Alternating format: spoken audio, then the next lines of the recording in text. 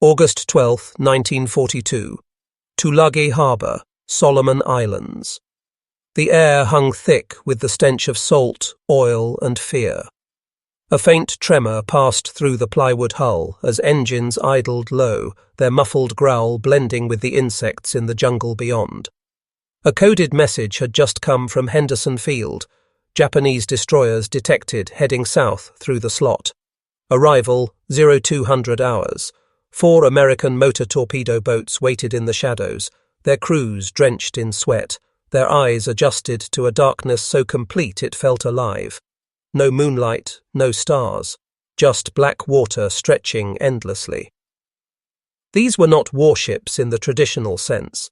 At 77 feet, they were wooden shells, 2 layers of mahogany nailed together and painted green.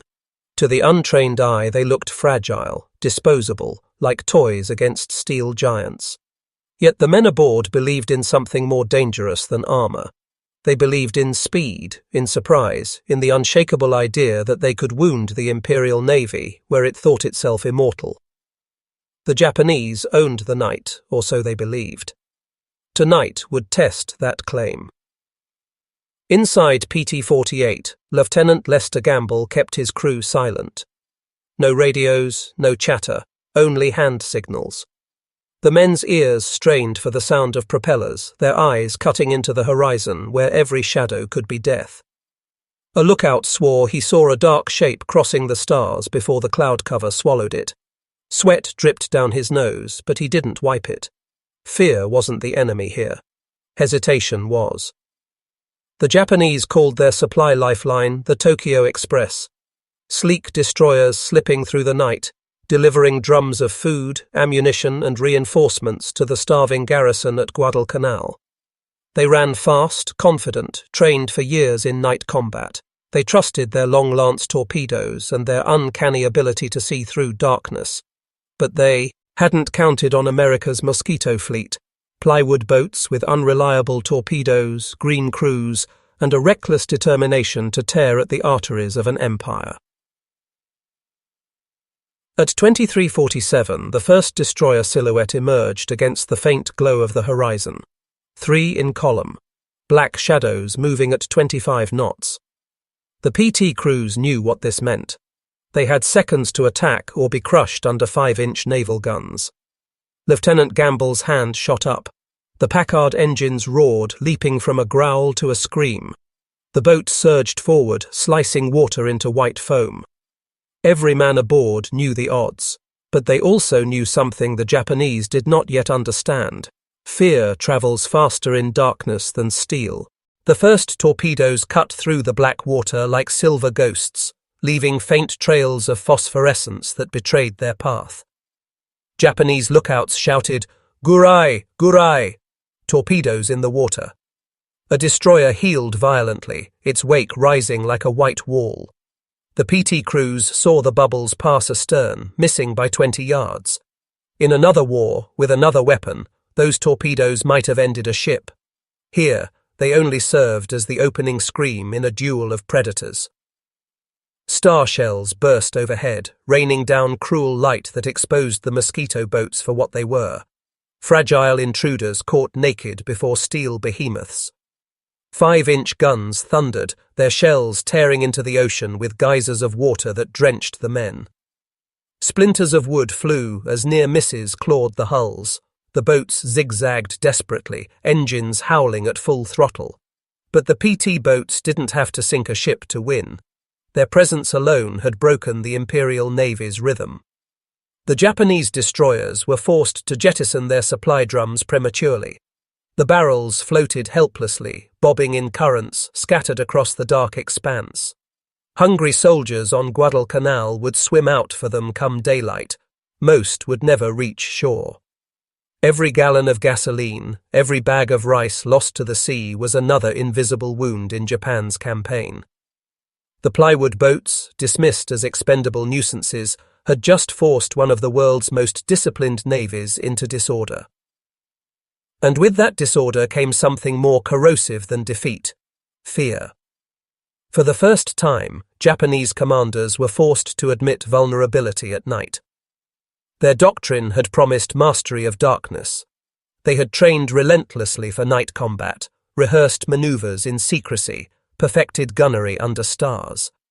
But none of that mattered when the enemy came not as equals, but as phantoms too small to hit, too reckless to avoid.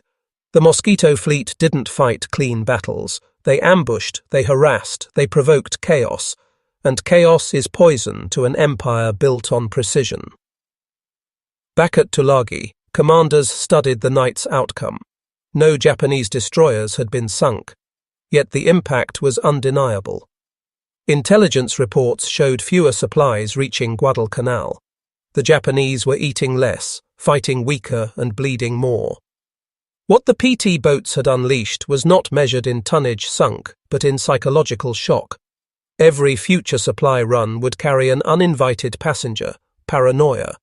And paranoia slows even the fastest ship.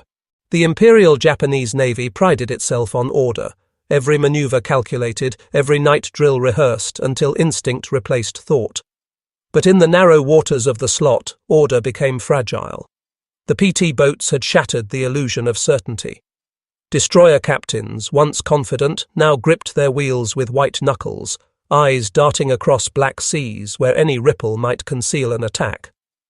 The fear was not of defeat in battle, it was of humiliation, of being forced to react rather than command.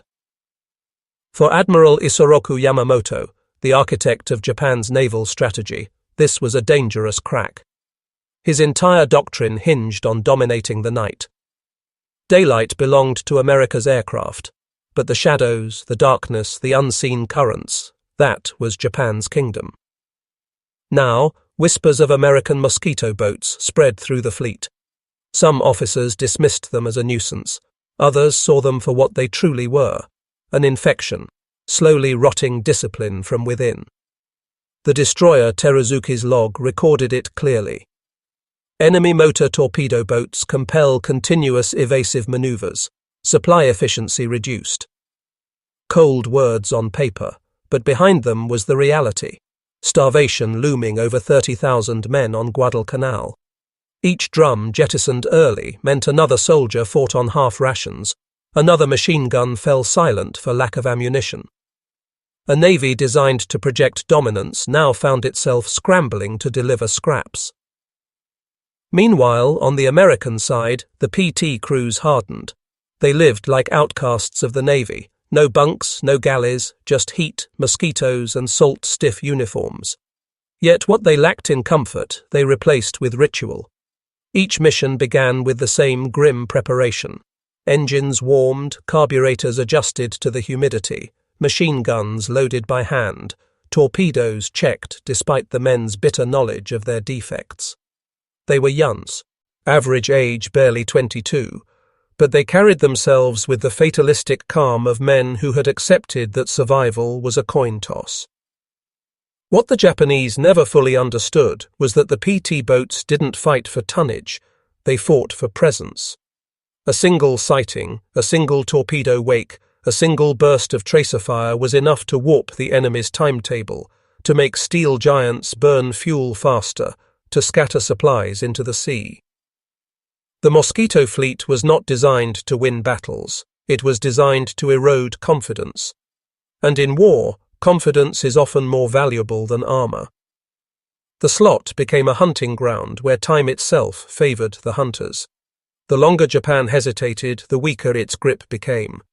And night after night, the wooden phantoms returned, reminding destroyer captains that no matter how well trained, how heavily armed, or how fast, they were never truly alone in the dark.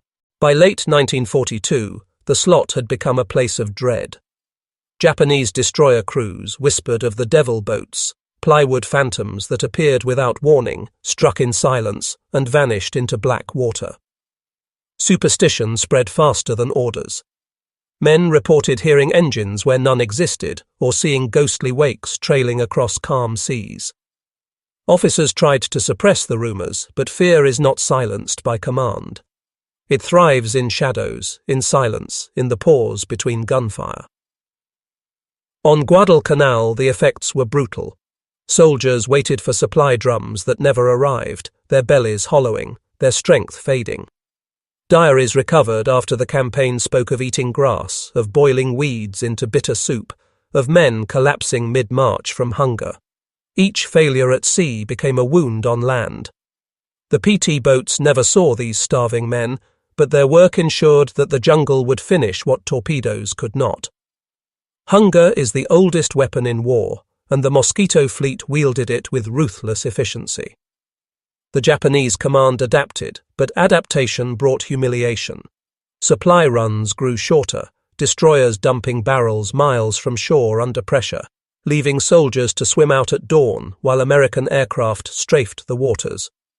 Others tried barges, slipping along coastlines at night, only to find themselves ambushed by more PT boats waiting in the shallows.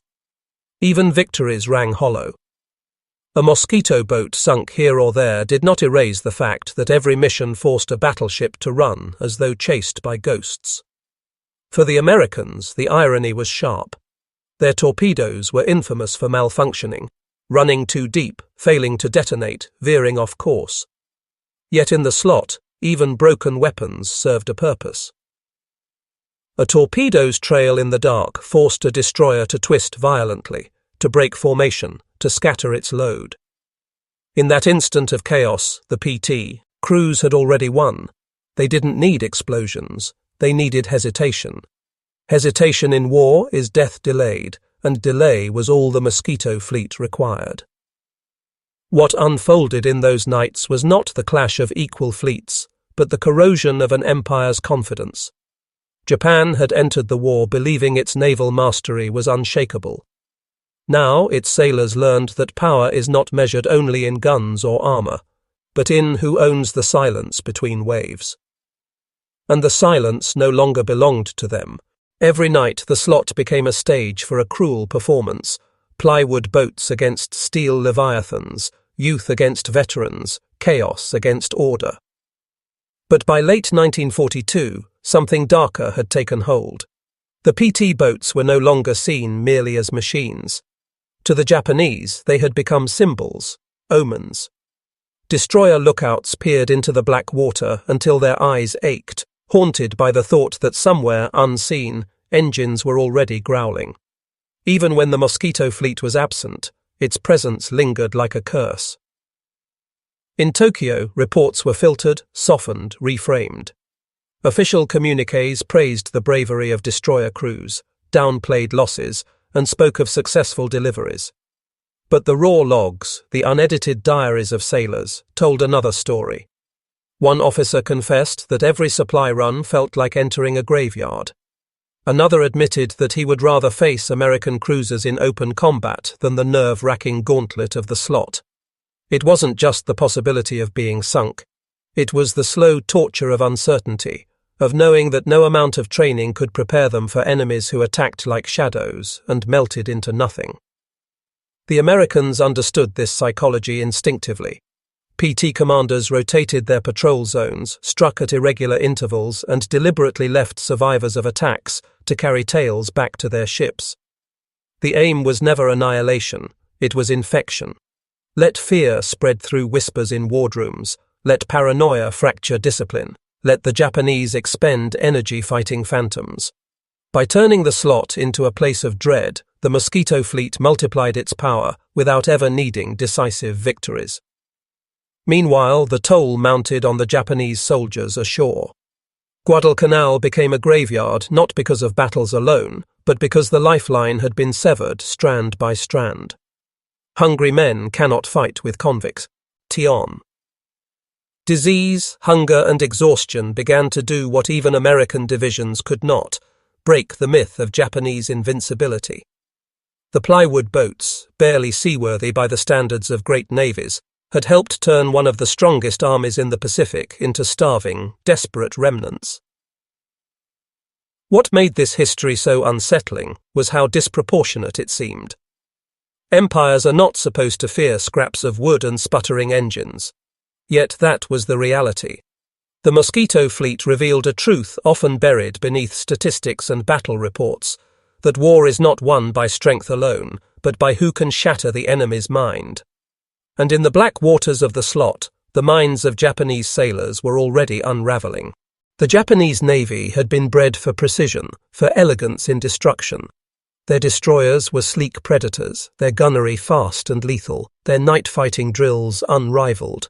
Yet precision became meaningless against chaos. PT boats were chaos incarnate. They moved erratically, darting in and out of gun range, weaving like wasps around beasts too large to swat them all. The Japanese could fire hundreds of shells into the dark and still miss, while one lucky torpedo, or even the mere sight of a torpedo wake, could undo an entire mission. And so the destroyer captains began to change. They grew cautious where once they had been bold. Supply drops became frantic sprints instead of measured operations.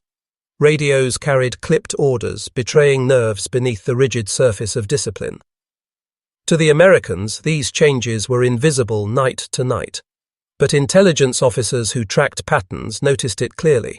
Japanese runs grew shorter, less reliable, more desperate. An empire that had once dictated the tempo of battle was now forced into a rhythm set by plywood phantoms. On Tulagi, the PT crews absorbed their own share of darkness.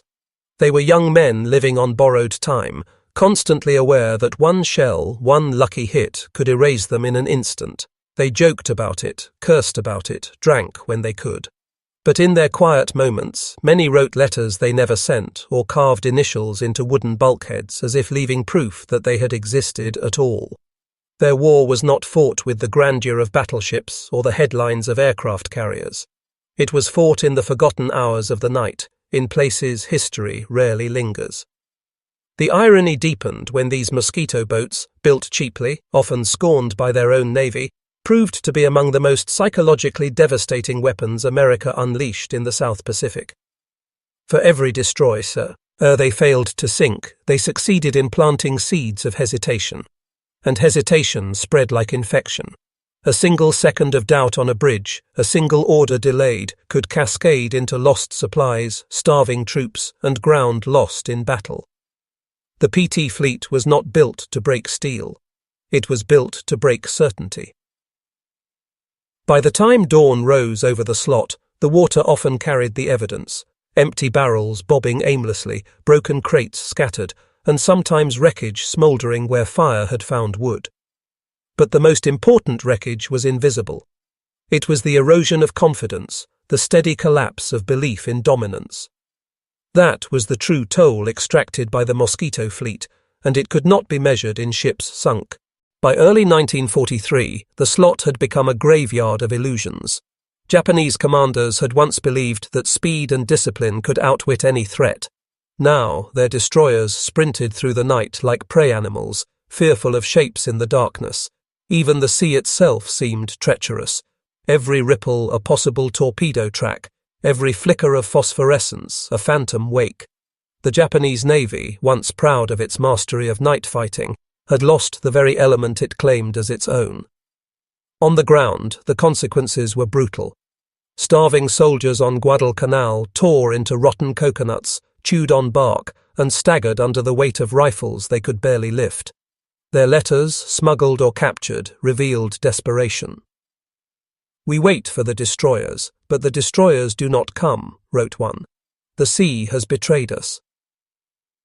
Yet the sea was not the traitor. It was the Mosquito fleet, wooden knives wielded with surgical cruelty, slicing apart the artery that fed an army. What made the PT boats so effective was not their firepower, it was their invisibility. They did not need to fight every night. The possibility of their presence was enough. A single sighting, even unconfirmed, could force destroyers to turn early, to dump supplies too far from shore, to scatter in panic. The Japanese began to expend fuel and ammunition against shadows, exhausting themselves against an enemy that might not even be there. And this was the genius of psychological warfare. It forced the stronger side to fight battles against its own mind. Meanwhile, the PT crews embraced their role as ghosts. They lived in mud, sweat, and diesel fumes, their plywood boats patched with whatever scrap could be found. Yet they carried themselves with the reckless confidence of men who knew they had already achieved something larger than survival. Each night they returned meant another Japanese supply run rue. Eined, another day the enemy weakened. The irony was sharp. In a war of steel and aircraft, it was wood and gasoline that bent the enemy's will. The slot itself became legend. To Americans, it was a place where fragile boats could humble giants. To the Japanese, it was a corridor of dread, a black vein running through their nightmares. And the longer the mosquito fleet prowled those waters, the deeper the wound cut, not in flesh, not in ships, but in certainty. And once certainty is gone, no empire can stand unshaken. By the spring of 1943, the Japanese no longer spoke of Guadalcanal with pride. What had begun as a campaign of conquest had become a slow death by starvation and humiliation. The destroyer runs, once confident thrusts into enemy waters, were now frantic dashes through seas haunted by invisible predators. Every trip into the slot felt less like a mission and more like a gamble, a roll of dice where the stakes were not honor, but survival. Japanese sailors began to record strange behaviors. Crews fired at shadows in the water, at floating logs mistaken for torpedo wakes, at splashes that might have been nothing more than dolphins. Ammunition meant for real battles was wasted on ghosts. The pressure of night after night in hostile waters eroded nerves until even veteran officers confessed to dread. The phrase, "death by 1,000 cuts," was whispered among them, not from enemy shells, but from exhaustion, paranoia, and the silent enemy they could neither see nor kill. The PT boats themselves remained fragile, their men exhausted, their equipment unreliable. Yet these flaws became weapons in their own right. Torpedoes that failed still forced destroyers to swerve.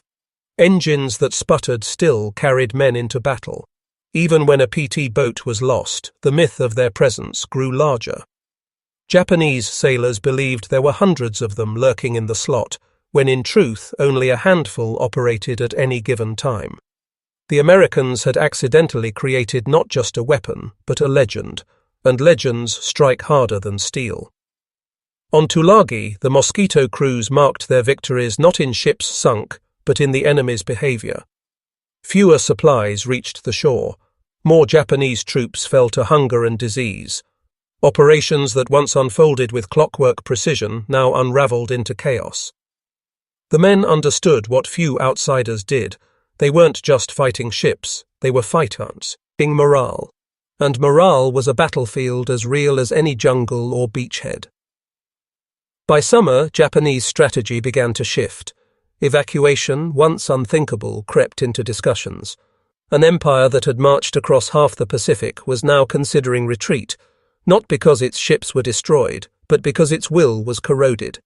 And the unlikely architects of this corrosion were boys barely old enough to shave, riding on wooden boats built faster than they could be repaired. The slot was no longer just water. It was a psychological abyss, and in that abyss, the empire was drowning. By early 1943, the decision was sealed. Japan would abandon Guadalcanal, not because its battleships were sunk in decisive duels, not because its aircraft carriers were shattered in open skies, but because the artery that fed its army had been severed by plywood and gasoline. The Imperial Navy, once the master of the Pacific night, could not overcome the dread born in those waters. The Mosquito fleet had achieved what fleets of cruisers and carriers could not. It had made Japan fear the dark. The evacuation itself was carried out under a shroud of secrecy. Destroyers crept through the slot, not to deliver supplies, but to pull survivors from the jaws of hunger and disease. These were not triumphant rescues. They were admissions of failure. Thousands of hollow-eyed soldiers were spirited away in silence, their stomachs gnawed by starvation, their strength gone. The jungle had swallowed their ambitions, but the sea had delivered the final blow. Each time a PT boat prowled the waters, its mere presence amplified the shame of retreat. For the Americans, the victory was not celebrated with fireworks or grand declarations. The PT crews returned from missions with sunken eyes, oil-stained uniforms, and the smell of diesel burned into their skin. They had lost friends to gunfire and fire, had watched boats burn to cinders, had lived in a twilight between triumph and annihilation. Yet history would remember them not for the number of ships they sank, but for the empire they helped bleed dry in silence. The story of the Mosquito fleet remained buried beneath the headlines of great battles. Midway, Coral Sea, Leyte Gulf. But in truth, the unravelling of Japan's Pacific dream began in the slot, under starlit skies where fragile boats wove terror into steel hearts. It was here that young men with wooden hulls and unreliable torpedoes transformed into shadows that stalked a mighty empire. They proved a truth older than war itself: fear is the most efficient weapon, and the mind the most vulnerable target. So when the last destroyer fled the waters of Guadalcanal, it carried more than weary men. It carried the weight of a broken doctrine, the collapse of an empire's confidence, and the silent victory of phantoms who had turned the ocean itself into an enemy. The PT boats left no monuments, no towering wrecks to mark their triumph. But in the empire's retreat, in the echo of its shattered certainty, their legacy was carved deeper than steel,